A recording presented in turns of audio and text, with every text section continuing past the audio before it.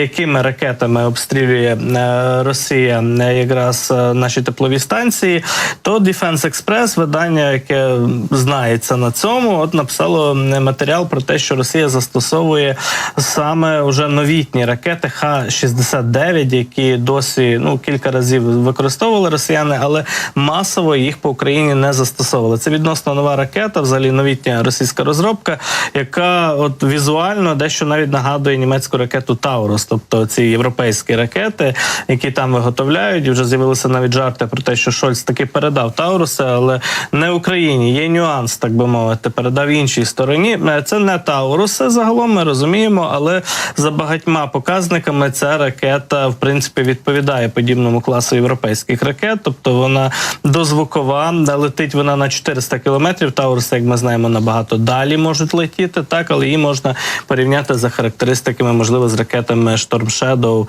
або ж Скальп, які Україна використовує. І крім того, ці ракети можна запускати із літаків, що називається не стратегічної, а тактичної авіації. Тобто, наприклад, з бомбардувальників Су-34, а їх в Росії доволі таки багато. І це означає, що якщо такі ракети полетять у великій кількості по об'єктах на українській території, то відбивати їх, такі нальоти, такі ракетні удари буде значно складніше, ніж навіть запуски крилатих ракет великої дальності чи то кінжалів, коли Україна знає, що піднімаються носії цих ракет у повітря, і відповідно у нас вже триває фактично реакція нашої системи ППО на подібні виклики. Тут же викликів додалося, з'явилася нова ракета, яку Росія може далі активно використовувати, і якраз, ймовірно, її використали якраз для удару, для знищення Трипільської ТЕС. Принаймні на це посилаються журналісти Defense Express і їхні джерела про це кажуть. Отже, про специфіку цих ракет Х-69 російських,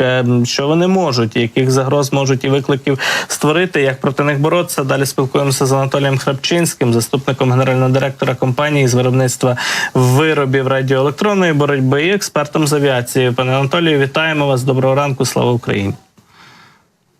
Героям слава, доброго ранку. Отже, розкажіть трохи про цю ракету Х-69 і наскільки вірогідно, що Росія саме цю ракету застосувала от в останній ракетній атаці, зокрема для ударів по теплових електростанціях. Давайте почнемо з того, що насправді я вже постійно кажу, і от буквально місяць тому в своєму інтерв'ю New Voice я давав значення, що Росія активно змінює тактику обстрілів. Тобто починає використовувати вже тактичну авіацію замість стратегічної. Тому що є певна проблематика зі стратегічною авіацією і дещо дороговартісне побудування самих ракет для стратегічної авіації і дещо дороговартісне використання цих літаків. Тому Росія активно намагається використовувати безпосередньо тактичну авіацію і застосовує ракети Х-59, Х-69. Х-69 так, новітня ракета, вона дещо перероблена і збільшена радіус дії. Тут слід знов-таки зазначити, що нещодавно візит міністра оборони Шойгу до заводу «Радуга», на якому, коли йому показували цю ракету Х-59, щоправда Х-59, він зазначив, що його не цікавить збільшення вибухової частини, його цікавить збільшення радіусу дії, тому що ви знаєте, яка у нас проблематика. Тобто ми бачимо, що і зараз наступне, що буде збільшуватися удари тактичної авіації. Передостанній обстріл було використано близько однієї ескадрилі Су-34 для того, щоб обстрілювати прикордонні прифронтові міста саме ракетами Х-59, Х-69. Тому ми бачимо зміну такої тактики. Так, насправді є проблематика в тому, що, наприклад, якщо злітає стратегічний літак або злітає, наприклад, міг для запуску кінжалу, то ми про це знаємо заздалегідь.